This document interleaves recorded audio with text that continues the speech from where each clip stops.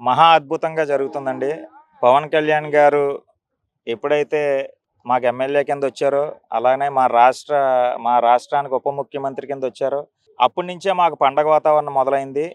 ఇది పండుగలు ప్రతి సంవత్సరానికి కూడా సంక్రాంతి, భోగి, అలాగే దసరా, ఈ వినాయక చవితి ఎలాగో మా అందరికీ కూడా మార్చి 14 జనసేన పార్టీ ఆవిర్భావ సభ అనేది కూడా ఒక పండుగ వాతావరణం అనమాటండి. ఈ పండగ మేము ఉగాది ఎలా అయితే జరుపుకుంటామో, మాకు ముందుగానే ఉగాది వచ్చిందని కూడా మేమందరం కూడా చాలా సంబరపడుతున్నాం అనమాటండి.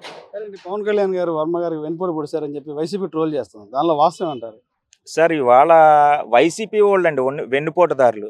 వైఎస్ రాజశేఖర రెడ్డి గారిని వెనకాల నుంచి పొడిచింది జగన్మోహన్ రెడ్డి. వివేకానంద గారిని గొడ్డలతో పొడిచింది జగన్మోహన్ రెడ్డి. అలానే వారికి ఎవడైతే ఎమ్మెల్యేలు గాని, మంత్రులు గాని ప్రతి ఒక్కరికి కూడా వెనకాల నుంచి వెన్నుపోటు పొడిచింది జగన్మోహన్ రెడ్డి. పవన్ కళ్యాణ్ గారు ఎప్పుడూ కూడా ఆయన దారి రహదారండి. వెన్నుపోటు అనేది ఎవరికి పొడవరనేది కూడా మీకు చెప్తున్నాను అనమాట. పిఠాపురం అనేది వర్మ అడ్డా అని చెప్పి నేను ప్రెస్ మీట్లో కొంతమంది మాట్లాడతారు టీడీపీ వాళ్ళు. ఏం చెప్తారు? ప్రజెంట్ సార్ ఏమో పవన్ కళ్యాణ్ పిఠాపురం గారు వచ్చేసి పవన్ కళ్యాణ్ గారు అడ్డా అని మీరు చెప్తారు. పవన్ కళ్యాణ్ గారు అడ్డా అని మేం చెప్పక్కర్లేదండి. ఇక్కడ ప్రజలు చూపించారు. ఎందుకంటే సుమారు 77,000 మెజారిటీ అంటే సామాన్య విషయం కాదు సార్. జగన్మోహన్ రెడ్డి గారి కన్నా 10,000 మెజారిటీ ఎక్కువ వచ్చిందండి పవన్ కళ్యాణ్ గారు ఇక్కడ. కాబట్టి ఎవరు అడ్డావో మేం చెప్పక్కర్లేదు, ప్రజలే చెప్పారని కూడా ఎవరైతే మీరు ఆ టీడీపీ వ్యక్తులు ఉన్నారో వాళ్ళకి చెప్పండి.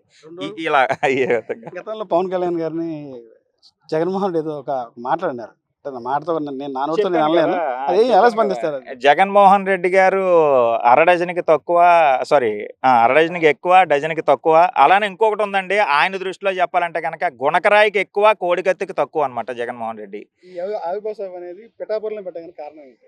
సార్ ఇప్పుడు పండగ అనేది మన ఇంట్లో మనం చేసుకోవాలి. సో, మా పవన్ కళ్యాణ్ గారికి పండగ ఇది. ఆయన పిఠాపురం అనేది ఇక్కడి నుంచి ప్రజలు గెలిపించారు. సో, మేమందరం కూడా నిజంగా పిఠాపురం వచ్చి ఇక్కడ పండగ జరుపుకోవడం అనేది మాకు అదృష్టంగా భావిస్తున్నాను. ఇక్కడ ప్రతి ఒక్క ఎవరైతే ఓట్లు వేశారో ప్రతి ఒక్కరికి కూడా పాదాభివందనం అండి. పవన్ కళ్యాణ్ గారు ఇంత దిగ్విజయం గెలిపించినందుకు గాను ప్రజలందరికీ కూడా నేను తెలుపుతున్నాననమాట.